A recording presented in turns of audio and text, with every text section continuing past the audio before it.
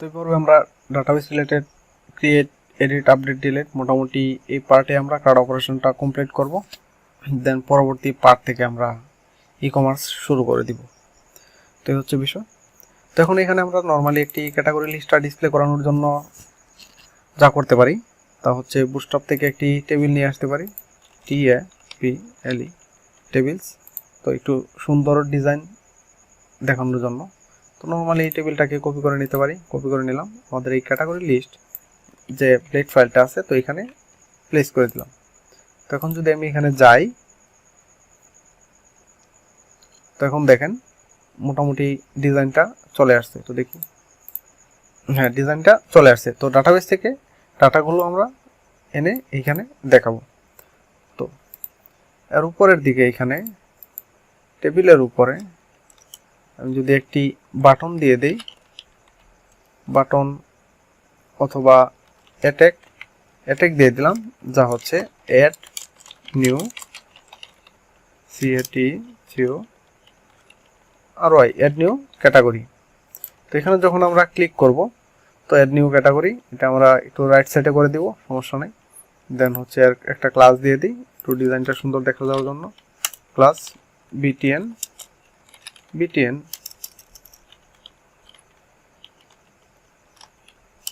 Primary.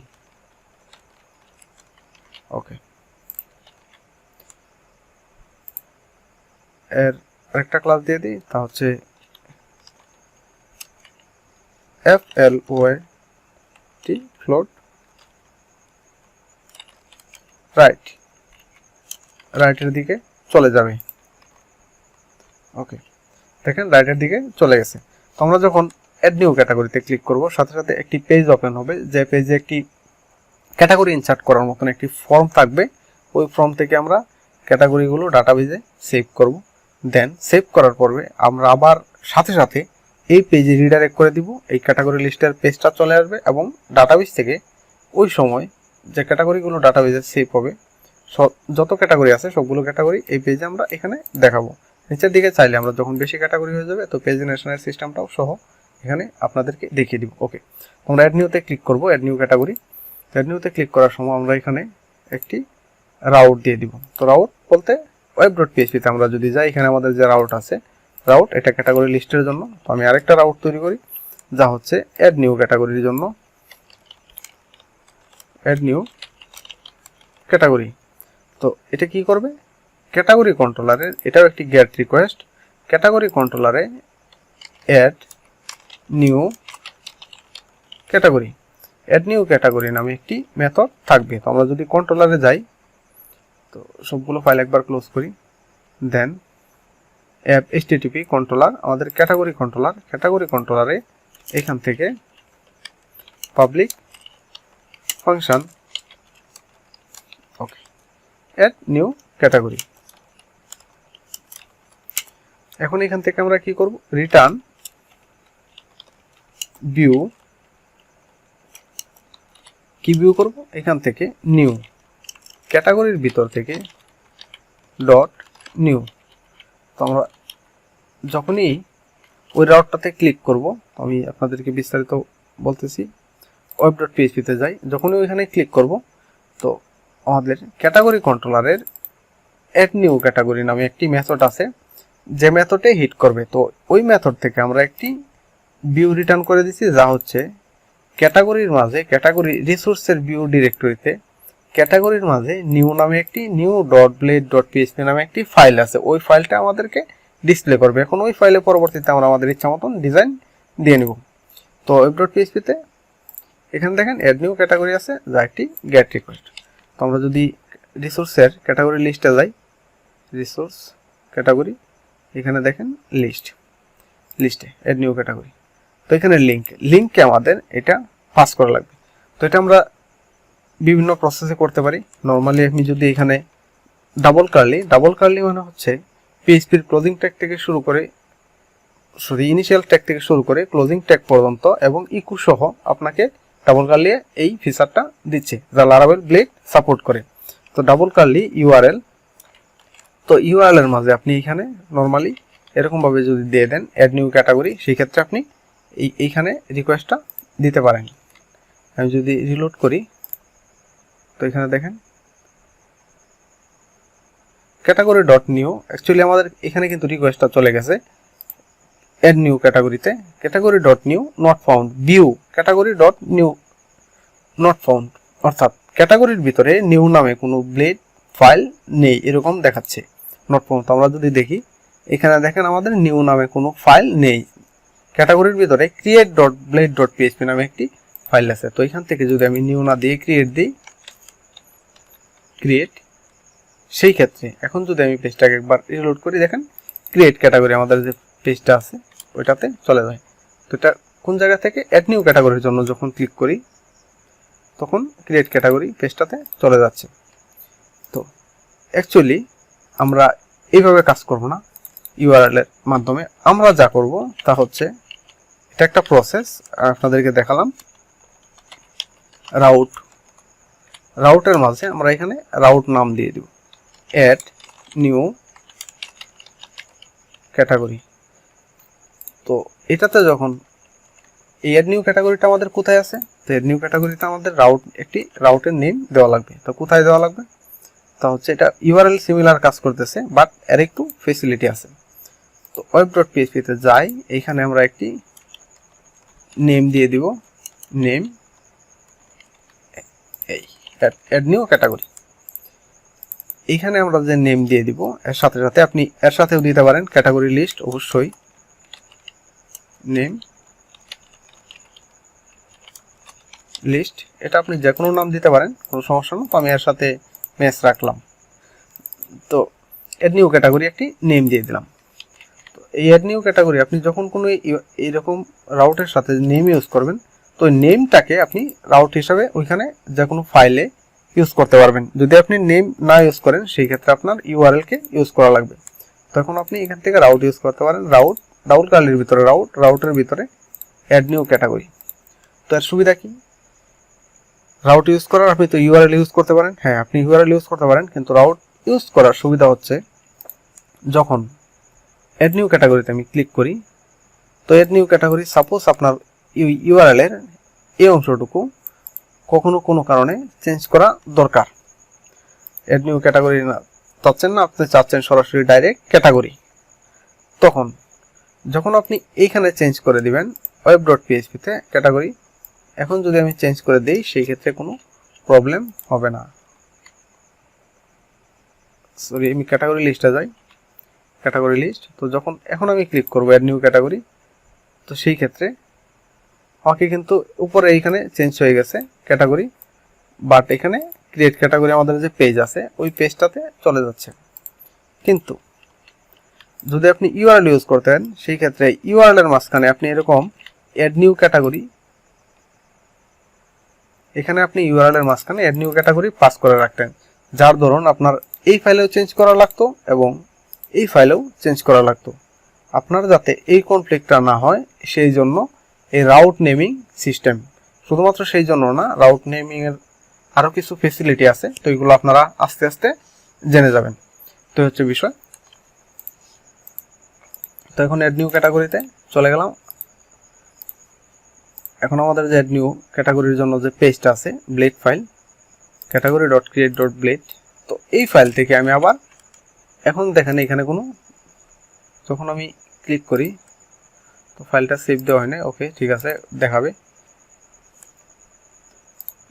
দেখাচ্ছে না। আমি একবার রিলোড করলাম, দেন হচ্ছে অ্যাড নিউ ক্যাটাগরিতে চলে আসলাম, দেখেন এখানে শুধুমাত্র @ চলে আসছে। তো এটা কই থেকে আসছে, এই ফাইলে দেওয়া আছে @ তো অন্য কোনো ডিজাইন নেই। যখনই আমি এখান থেকে এক্সটেন্ড করবো @ex এক্সটেন্ড মাস্টার, আমাদের যে মেইন ফাইল, যে ফাইলকে আমরা এক্সটেন্ড করে কাজ করব, তখনই আমাদের মেনুটা চলে আসবে। মেনুটা চলে আসছে কারণ এই ডিজাইনটুকু ওই ফাইলে আছে, যদিও ডাইরেক্টলি নাই, এই ডিজাইনটা অন্য একটা ফাইল থেকে ওই ফাইলে ইনক্লুড করা আছে, কিন্তু ওই ফাইলে তো ইনক্লুড করা, যার ধরুন মাস্টার ফাইলটি এক্সটেন্ড করলে ওই ফাইলের সমস্ত ডিজাইন পেয়ে যাচ্ছে। দেন এখন এখানে আমাদের যা করা লাগবে তা হচ্ছে @section কন্টেন্ট, মেক শিওর না শিওর হয়ে নেবেন যে এখানে যে আপনি নামটা দিবেন কন্টেন্ট মাস্টার ফাইলের নাম আর এই নাম যাতে সেম থাকে।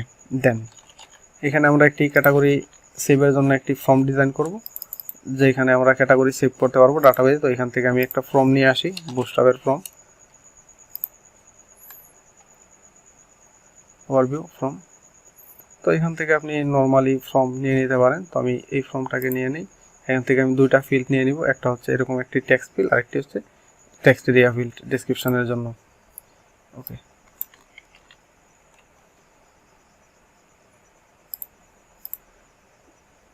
তো আমি এগুলোকে কেটে দিচ্ছি। দেন ইমেল অ্যাড্রেস না, এখানে আমরা নাম দিয়ে দিব ক্যাটাগরি নেম, দেন হচ্ছে category description.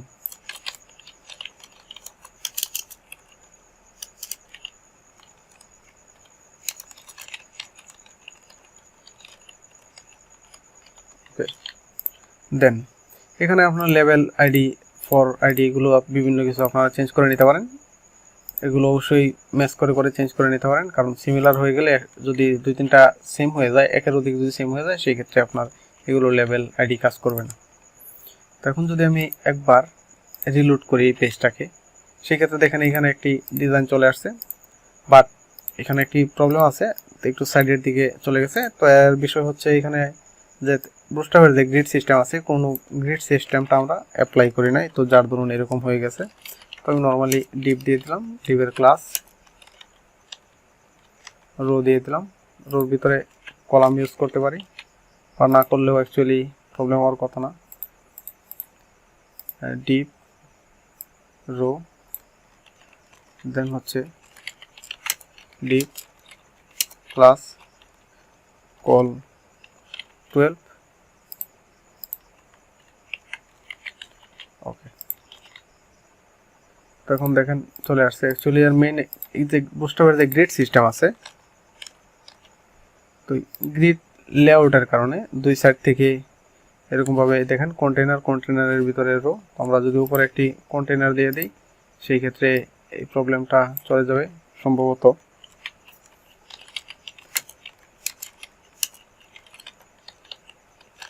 Container,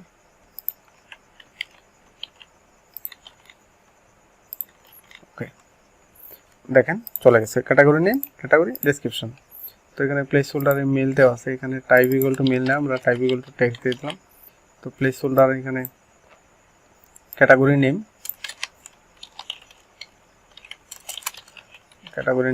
okay.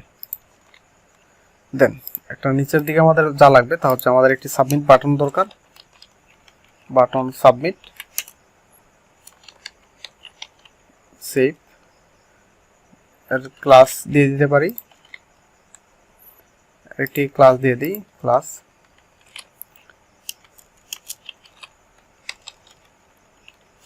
Equal to btn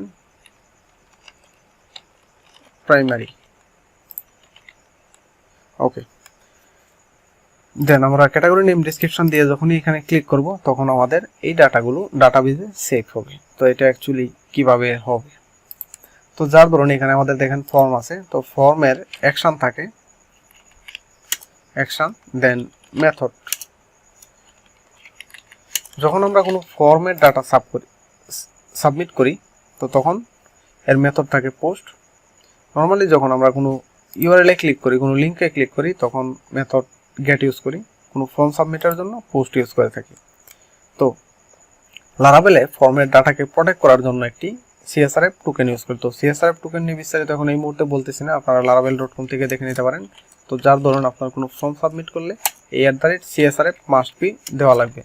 তো আপনি যদি @CSRF এরকমভাবে না দেন, যদি আপনি ফর্ম সাবমিট করেন, সেই ক্ষেত্রে অবশ্যই এটা কাজ করবে না, একটি এরর জেনারেট করবে, সেশন রিলেটেড দেখাবে। দেন এই ফর্মটা যে আপনি সাবমিট করবেন, এই ডাটাগুলো সেভ হওয়ার জন্য, এই ডাটাগুলো কিভাবে, কোথায় থেকে কিভাবে রিকোয়েস্ট ধরবে এবং কিভাবে সেভ হবে, এটা হচ্ছে এখন মেইন বিষয়। তো এই সিএসআরএফ এর বিষয়টা অবশ্যই লক্ষ্য রাখবেন, সিএসআরএফ না দিলে কাজ করবে না। তো এখন এখানে আপনি রাউট লিখতে পারবেন ফর্মের অ্যাকশনে। আপনি এখানে যদি লিখেন ডাবল কার্লি রাউট, দেন সেভ CATGORY ক্যাটাগরি। তো এটা আপনি যে কোনো নাম দিতে পারেন আপনার ইচ্ছা। তো আমি সেভ ক্যাটাগরি নামে একটি রাউট তৈরি করে নিলাম। তো যদি আপনি কোনো রাউট এরকমভাবে ইউজ করেন ব্লেড ফাইলে, সেক্ষেত্রে অবশ্যই web.php-তে এখানে রাউটটা থাকা লাগবে। যদি না থাকে সেক্ষেত্রে আপনি পেজ লোড করার সাথে সাথে একটা এরর জেনারেট করবে। এখানে দেখেন route save category not defined, অবশ্যই আপনার রাউটটা ডিফাইন করা লাগবে। তো আমি এইখানে একে রেখে দিলাম। দেন কিবোর্ড থেকে কন্ট্রোল বি প্রেস করে ডুপ্লিকেট করে নিলাম। দেন এই রাউটের নেমটা যখনই রাউটের নেম সেভ ক্যাটাগরিটা দিয়ে দিব, ওই এররটা কিন্তু এখন এররটা চলে যাবে। তো এখন এখানে আমরা করব কি, সেভ ক্যাটাগরি দেন ক্যাটাগরি কন্ট্রোলারে সেভ ক্যাটাগরি নামে একটি মেথড থাকবে। আর এই মেথডটা অবশ্যই গেট না পোস্ট থাকবে, বিষয়টা লক্ষ্য রাখবেন। মেথডের যে ব্যাপারটা আছে ব্যাপারটা লক্ষ্য রাখবেন। পোস্ট থাকবে সেভ ক্যাটাগরি। ওকে, তো ক্যাটাগরি কন্ট্রোলারে যাই। ক্যাটাগরি কন্ট্রোলারে এখানে আমরা একটি পাবলিক ফাংশন সেভ ক্যাটাগরি। ওকে, তো সেভ ক্যাটাগরি নামে একটি মেথড তৈরি করে নিলাম।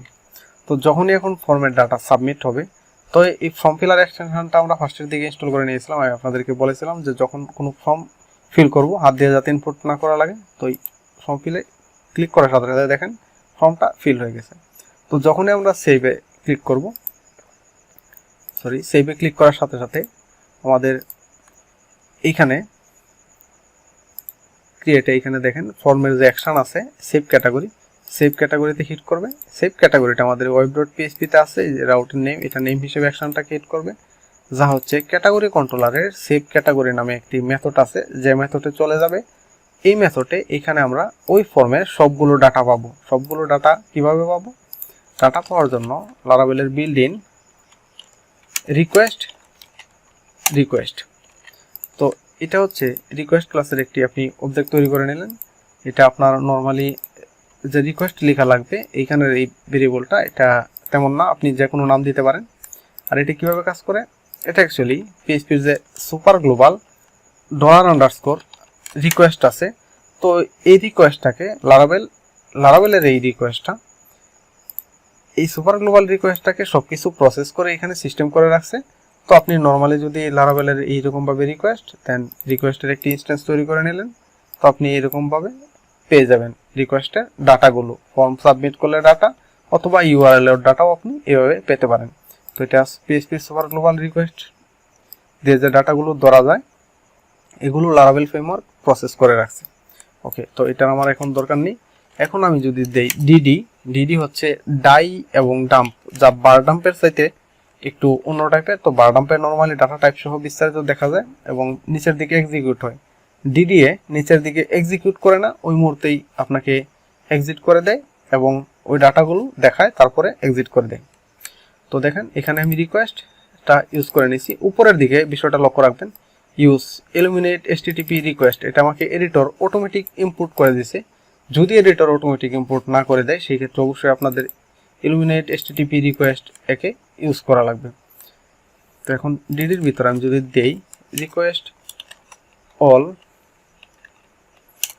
রিকোয়েস্ট, দেন হচ্ছে এটা হচ্ছে অবজেক্ট সাইন অল, যদি দেই ফর্মের যে ডাটাগুলো আছে সবগুলো ডাটা আমাকে এখানে দেখাবে। আমি যদি সাবমিট করি, দ্যাট মিনস এখানে সেভ ফর্মের ডাটাগুলো সবগুলো দেখানোর কথা, কিন্তু কেন দেখায় না? এর একটা মেইন রিজন হচ্ছে পিএইচপির ডাটা নর্মালি নেম নিয়ে কাজ করে। পিএইচপি নেম নিয়ে কাজ করে, জাভাস্ক্রিপ্ট আইডি নিয়ে কাজ করে। তো এখানে আমাদের নেম অবশ্যই দেওয়া লাগবে, যা হচ্ছে ডেসক্রিপশন, এবং এখানে একটি নেম দেওয়া লাগবে, নেম এটা আমাদের, যদি এই নেমটা আপনার এই যে ডাটাবেজের যে ফিল্ড আছে, আমি যদি দেখাই আপনাদেরকে ক্যাটাগরিজ, এখানে দেখেন আমাদের দুইটা ফিল্ড আছে, একটি ফিল্ড হচ্ছে নেম এবং আরেকটি ফিল্ড হচ্ছে ডেসক্রিপশন। আপনি এখানে নেম এবং ডেসক্রিপশন দিয়ে দিবেন। তো আপনি যদি ডাটাবেস ফিল্ডের সাথে এর নাম যদি আপনি সেম না রাখেন সেই ক্ষেত্রেও প্রবলেম নেই, তবে যদি আপনি সেম রাখেন সেই ক্ষেত্রে আপনি এক্সট্রা কিছু ফেসিলিটি পাবেন। তো যার ধরুন অলওয়েজ সেম রাখার চেষ্টা করবেন। তো যার জন্য আমি এটাতে নেম এবং এটাতে ডেসক্রিপশন দিয়ে দিলাম। তো যদি আপনি সেম নাও রাখেন সেই ক্ষেত্রেও প্রবলেম না, তবে সেম রাখলে আপনি এক্সট্রা ফেসিলিটি পাবেন। কি ফেসিলিটি পাবেন চলুন দেখি আমরা। তো এখন এখানে ডিডি রিকোয়েস্ট অল করা আছে। তো এখন যদি আমি এই পেজটাকে আবার রিলোড করি, তো চলে আসতেছে না, আমাদের এই ফর্মটাকে আবার ফিল করি। ওকে, ফিল হয়ে গেল। দেন আমি যদি সেভে ক্লিক করি, এখানে দেখেন নেম ডেসক্রিপশন চলে আসছে। ওকে, দেন আমরা এখন একে ডাটাবেজে সেভ করব। কীভাবে সেভ করব? এর সেভ করার বেশ কিছু ওয়ে আছে, তার মধ্যে সবথেকে সহজটা আমি আপনাদেরকে দেখাবো, তবে সবগুলো আপনারা আস্তে আস্তে জানতে পারবেন। তো এখন দেখেন সবথেকে সহজটা আপনাদেরকে দেখাচ্ছি। CATGORY ক্যাটাগরি নামে আমি একটি ভেরিয়েবল তৈরি করে নিলাম। দেন CATE ক্যাটাগরি, উপরের দিকে দেখেন ইউজ অ্যাপ ক্যাটাগরি। আমি যদি অ্যাপ ডিরেক্টরিতে যাই, এটা হচ্ছে অ্যাপের ভিতরে এই দেখেন ক্যাটাগরি আছে। ক্যাটাগরি নামে যে আমাদের মডেলটা আছে অ্যাপের ভিতরে, এই ক্যাটাগরি এবং ইউজারটা হচ্ছে মডেল। আমি আপনাদেরকে মডেল সম্পর্কে বলেছি ইতিপূর্বে। তো এই ক্যাটাগরি উপরের দিকে দেখেন ইউজ অ্যাপ ক্যাটাগরি, এটা হচ্ছে মডেল। দেন আপনি এই মডেলের যে কোনো কিছু করতে পারবেন। তো আমরা এখানে কি করব, ক্যাটাগরি CREAT ক্রিয়েট। তো এখানে আমি দিয়ে দিলাম ক্রিয়েট। তো মানে হচ্ছে স্কুপ রেজুলেশন অপারেটর। PHP-তে স্ট্যাটিক মেথড ডাইরেক্ট দুইটা ডাবল কোলন দিয়ে অ্যাক্সেস করা হয়। তো আপনাদের যদি রো PHP সম্পর্কে মোটামুটি ভালো আইডিয়া থাকে সেক্ষেত্রে অবশ্যই বিষয়টা বুঝতে পারবেন। তো ক্রিয়েটের ভিতরে এখন আমি যা করব, ডলার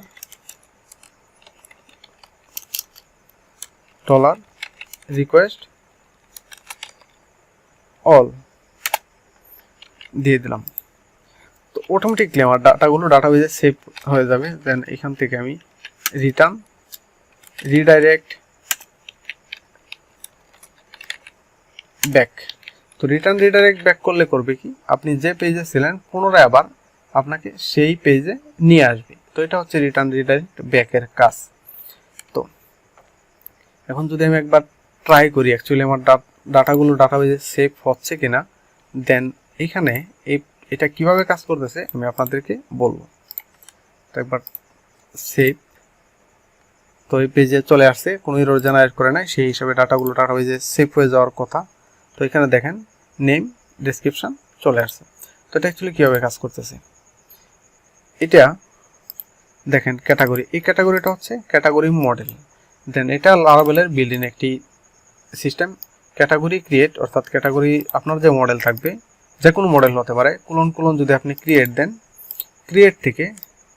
ক্রিয়েটের মাঝখানে আপনার রিকোয়েস্টের যে ডাটাগুলো থাকবে, রিকোয়েস্ট অল দিলে ফর্মের সব ডাটা পাওয়া যায়, ফর্মের যতগুলো ডাটা থাকে সব ডাটা পাওয়া যায়।